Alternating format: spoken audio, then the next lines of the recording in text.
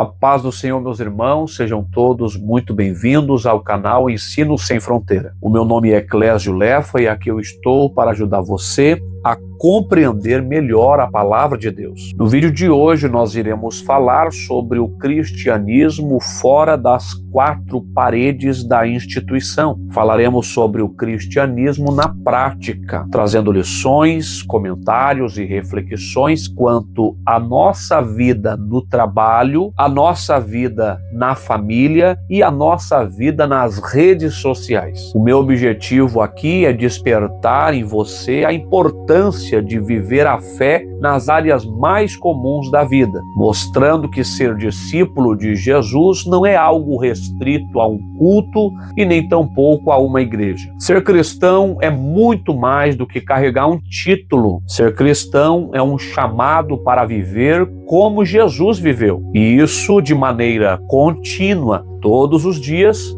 e em todos os lugares. Quando nós falamos assim, logicamente, de todos, nós teremos uma resposta positiva. Todos concordam com o que eu acabei de falar. No entanto, como colocar isso em prática no trabalho? Como colocar isso em prática em meio ao contexto familiar? Como colocar isso em prática na nossa atividade nas redes sociais? Se este conteúdo já despertou seu interesse e aguçou você para ficar aqui e aprender, certamente este tempo será muito bem aproveitado.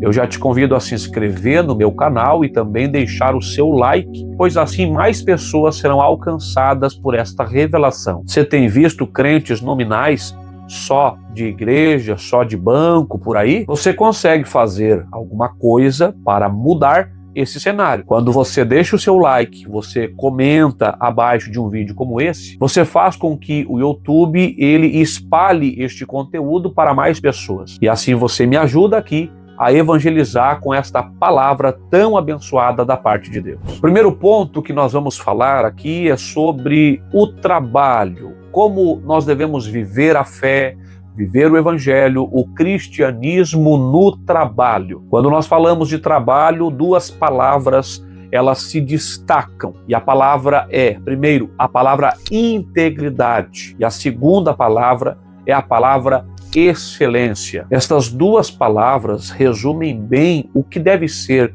a postura de um cristão no seu contexto de trabalho. Ser cristão no ambiente de trabalho é trabalhar para homens, logicamente, no entanto, como se fosse ao Senhor. Colossenses capítulo 3, versículo 23 diz: "E tudo quanto fizerdes, fazei-o de todo o coração, como ao Senhor, e não aos homens." Em nosso contexto de trabalho, nós devemos sempre nos perguntar: o que eu estou prestes a fazer ao meu patrão?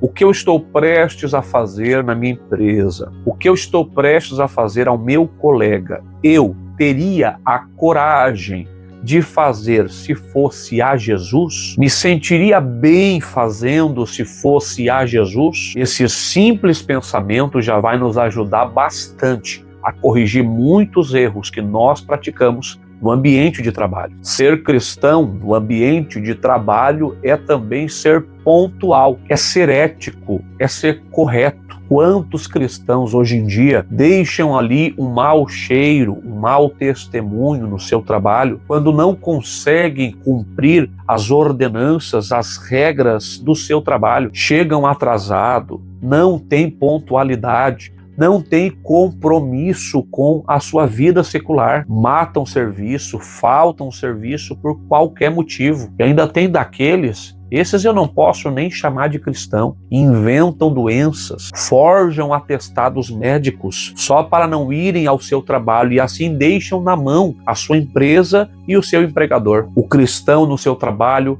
ele deve ser correto em todo o seu proceder. Ele deve glorificar a Deus, deve ser alguém respeitoso, respeitosa, saber respeitar até mesmo aquele colega de trabalho que é mais difícil de lidar. E sempre tem aquele que não gosta de você, sempre tem aquele que vai tentar te prejudicar, sempre tem aquele que vai tentar te humilhar. Em todo lugar vai existir esse tipo de coisa. Mas o cristão, ele não deve ser vingativo, ele não deve marcar na paleta e devolver com a mesma moeda. O cristão tem que ser exemplar, correto e aprender a respeitar até mesmo a estes colegas. Deve também o cristão, no ambiente de trabalho, evitar aquelas rodinhas de fofoca, sabe? Aquelas rodinhas de conversa fiada, geralmente ali no intervalo, no horário ali da merenda. Geralmente se reúne ali os funcionários e começam a falar coisas, muitas das vezes, desnecessárias e às vezes até coisas pecaminosas. Como é terrível no ambiente de trabalho ter aquela pessoa que já foi batizada ali, intitulada como o fofoqueiro, como a fofoqueira. Agora, como isso ainda pesa mais negativamente quando se trata de um cristão, pois assim ele está envergonhando o nome de Cristo, o Evangelho, a igreja que ele congrega. E de uma forma geral, o ímpio ele não faz essa distinção de crente para crente. Geralmente ele coloca tudo no mesmo pacote. Então assim ele causa uma pedra de tropeço, ele é motivo de escárnio, ele gera escândalo com a sua vida. Viver o cristianismo no trabalho é também não mentir. Muitos acabam caindo nesse laço e mentem para se sentir melhor, para parecer melhor em uma determinada situação, às vezes para evitar um dano, para, entre aspas, se safar de uma sentença, ou quem sabe até mesmo para tirar vantagem. Você sabe que o pai da mentira, ele é o diabo. O pai dos mentirosos, ele é o diabo. Por isso a mentira não pode fazer parte da vida de um cristão. Viver o cristianismo no ambiente de trabalho é ser luz em meio às trevas muitas vezes. Em todo lugar, todo trabalho, toda empresa surgem problemas. E às vezes o cristão, que é luz, está naquele ambiente para promover a solução para aquele problema. E quando este o faz, deve fazer com equilíbrio, com paz, deve fazer com sabedoria e nunca com murmuração e reclamação. Ninguém aguenta esse crente reclamão, murmurador. No trabalho, tudo que tem que fazer para solucionar é aos trancos e barrancos, resmungando sempre pelos cantos.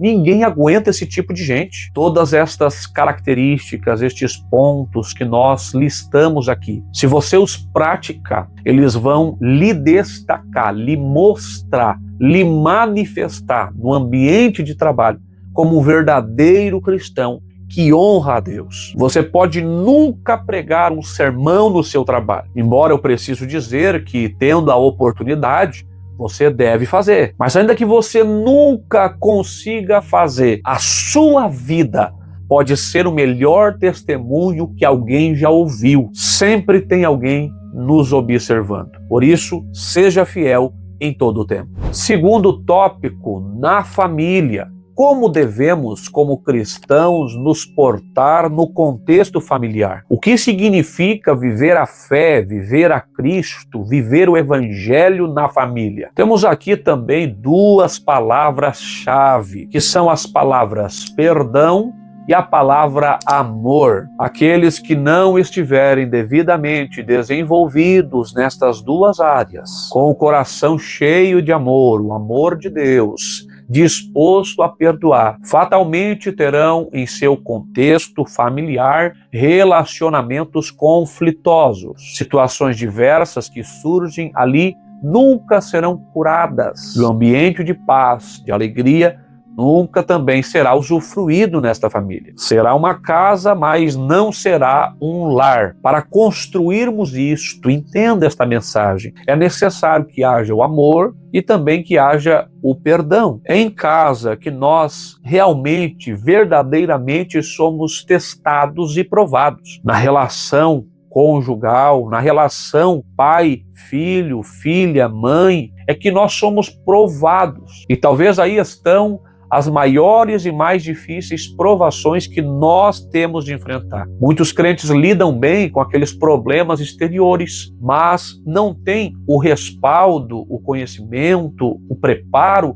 para lidar com estes problemas internos que acontecem dentro da sua casa. Só que a nossa prática cristã, ela não deve ser somente da casa para fora, mas também da casa para dentro. Como nós já estamos falando aqui, em todos os aspectos da nossa vida, nós devemos viver a Cristo, viver o Evangelho. E viver a Cristo, o Evangelho, o cristianismo, na prática, na família, é amar sem esperar retorno. É amar com o amor de Deus, o amor incondicional. Não é o amor que vem como uma paga por algum benefício recebido. Você fez para mim, então eu vou, por causa do que você fez, te amar. O amor de Deus, o amor incondicional, como já sugere o nome, ele não precisa de condições para entrar em ação. E é justamente este amor que nós encontramos lá no capítulo 5 de Efésios, onde o apóstolo Paulo, inspirado por Deus, nos ensina sobre o que é o amor. E o ambiente familiar deve ser predominado por este amor. O marido deve amar a sua mulher, a mulher deve amar o seu marido, os filhos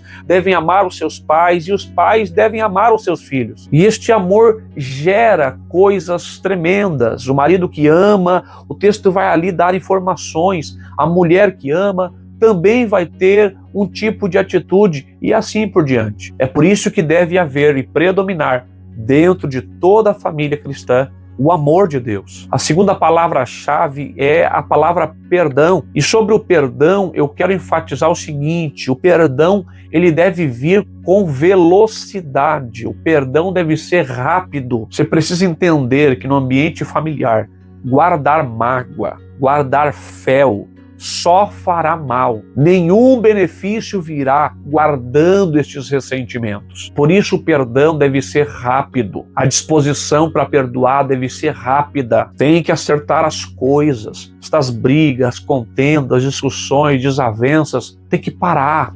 Tem que sentar, tem que conversar e tem que acertar isso aí. Utilize da ferramenta, da arma poderosa do perdão e desfrute de comunhão na tua casa. Nós só temos comunhão com o nosso Deus porque Ele nos perdoou. Perdoe também, como você tem sido perdoado. Colossenses 3, versículo 13 diz: suportando-vos uns aos outros e perdoando-vos uns aos outros, se algum tiver queixa contra outro, assim como Cristo vos perdoou, assim fazei vós também. O outro ponto importante na família é o ponto do serviço. Deve haver uma disposição em cada membro da família de servir, e isto com alegria. A murmuração, a reclamação, a picuinha destrói qualquer casa. Provérbios 25, verso 24 diz: melhor é morar num canto de telhado do que ter como companheira em casa ampla uma mulher briguenta. Irmãos, a Bíblia fala da mulher briguenta, a mulher iracunda, a mulher rixosa. Diz até que esta é como uma goteira que cai sobre um balde e fica ali, ó, tuc, tuc, tuc, e a cabeça do marido, a cabeça dos filhos vai inflando a ponto de estourar. Ninguém merece uma mulher desse jeito. Uma mulher sábia consegue edificar a sua casa, mas a tola, a nécia, a destrói com as suas próprias mãos. É o que diz a palavra de Deus. Mas é claro que não é só a mulher que é briguenta, só a mulher que é irada. Tem muitos maridos, homens, que também têm essa fragilidade no seu caráter cristão. E na igreja, uns anjos santos, muito mansinho, quietinho, respeitoso, mas em casa vira uma fera. E não pode ser assim. Provérbios 15, verso 18 diz: o homem iracundo suscita contendas, mas o longânimo apaziguará a luta. Que Deus dê esta graça a você e a mim, que ao invés de criarmos, de suscitarmos novas brigas e contendas, sejamos capazes espiritualmente de apaziguar as guerras interiores dentro da nossa casa. Terceiro ponto, nas redes sociais. O que significa viver a Cristo, viver a fé, viver o cristianismo na prática, no contexto digital? Na era digital, onde nós temos ali várias possibilidades de interação no campo digital, é inevitável que todos exerçam um tipo de influência. À medida que você fala, expõe a sua ideia, publica um vídeo, publica uma foto, publica um texto, você está com isso influenciando.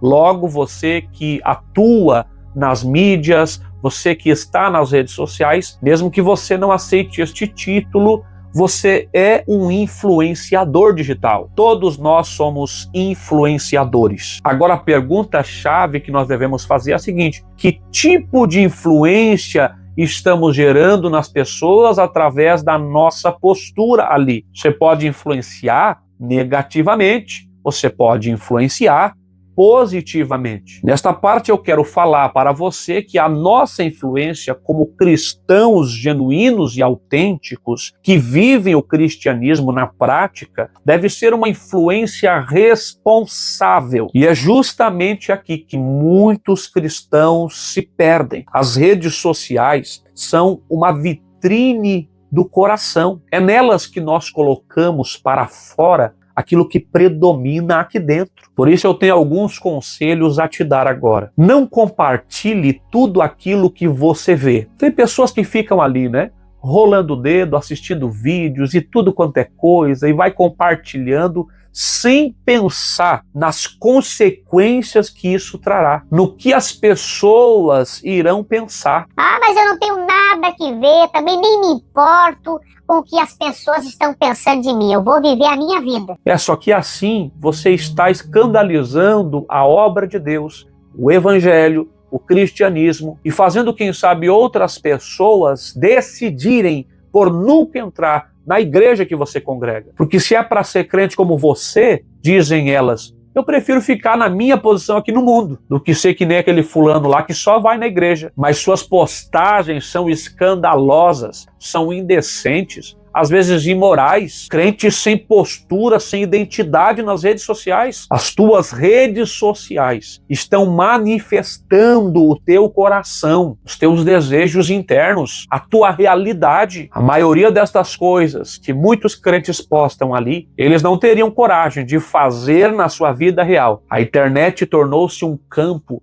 para o crente extravasar os seus desejos pecaminosos, que ele não tem coragem, pela sua vida religiosa, de expor naturalmente, mas ali nas redes sociais, ele encontra-se como um leão, capaz de manifestar toda esta porcaria, esta sujeira, esta contaminação que está presente dentro do seu ser. Outra coisa, pense antes de comentar. Não saia por aí comprando briga, ofendendo as pessoas. Não, porque eu estou aqui atrás da tela, eu me sinto um guerreiro celestial. Aí ofende, comenta, denigre a imagem dos outros, se mete em assuntos alheios, participa de fofocas, entra na roda de escarnecedores, às vezes zomba junto com ímpios das coisas do Espírito de Deus. Cuidado, irmão, cuidado, irmã, nunca se esqueça disso. Existe um adversário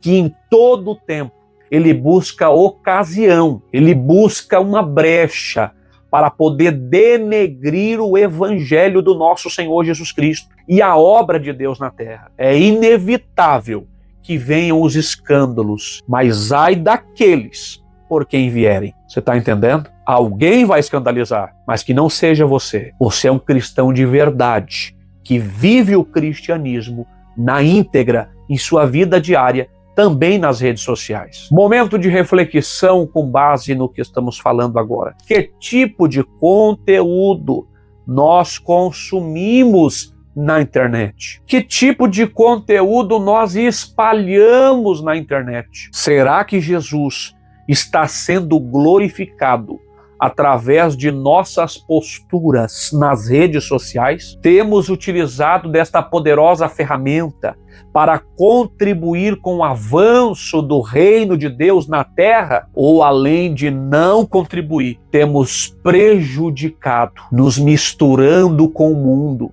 flertando com a cultura que desagrada ao nosso Deus, perdendo assim a nossa identidade cristã no meio de toda essa corrupção. Filipenses capítulo 4, versículo 8 diz: finalmente, irmãos, tudo o que é verdadeiro, tudo o que é honesto, tudo o que é justo, tudo o que é puro, tudo o que é amável, tudo o que é de boa fama, se alguma virtude há, e se algum louvor existe, seja isso o que ocupe o vosso pensamento. Um cristão autêntico, fiel ao que este texto bíblico ensina, ele vai postar o que nas suas redes sociais? Ser cristão nas redes sociais é postar, publicar o que edifica. Um tem palavra, outro doutrina, outro louvor. Tá entendendo? Somente o que produz a edificação e jamais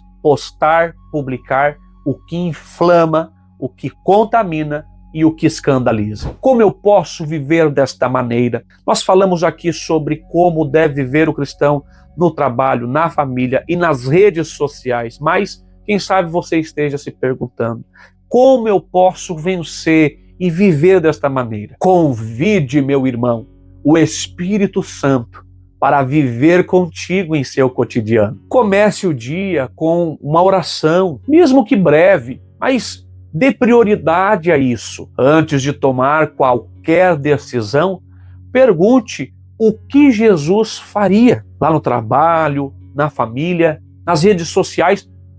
O que Jesus faria nessa situação? Faça da sua Bíblia a sua bússola. Diga para a sua Bíblia: não, você não é só um livro que eu vou abrir e consultar nos domingos quando eu vou para a igreja. Diga assim: você é meu manual de fé, meu manual de instrução. Volte a ter os teus devocionais fervorosos com Deus, oração, leitura da palavra. Com certeza neste caminho terás o necessário para viver o cristianismo da maneira que agrada a Deus em todas as áreas da tua vida. Meus irmãos, tudo vai começar a mudar quando nós vivermos o Evangelho em nosso dia a dia. Que o nosso cristianismo ele seja puro, sincero e verdadeiro, e não apenas restrito aos cultos, à igreja, as nossas liturgias humanas. Entenda que evangelho é mais do que ir à igreja 1 ou 2 vezes na semana. Evangelho é relacionamento. Evangelho é vida. Evangelho é mostrar Jesus brilhando em você por onde você passa. É refletir a glória de Deus na sua vida. É perfumar os ambientes com aquilo que você carrega. O mundo está nos observando. No trabalho, na família, nas redes sociais, nossas atitudes, nossas palavras, nossas decisões. Deixa essa palavra trabalhar em você. Somos chamados a viver o Evangelho em sua integralidade e sermos fiéis ao nosso Deus. Você não foi chamado para ser mais um. Você é representante de Deus na terra. Faça a diferença aonde você passar. Glórias a Deus, meus irmãos. Chegamos ao final de mais um vídeo abençoado e que nós podemos trazer aqui para você. E eu quero te fazer uma pergunta especial. Qual destas áreas que nós trouxemos aqui, trabalho, família,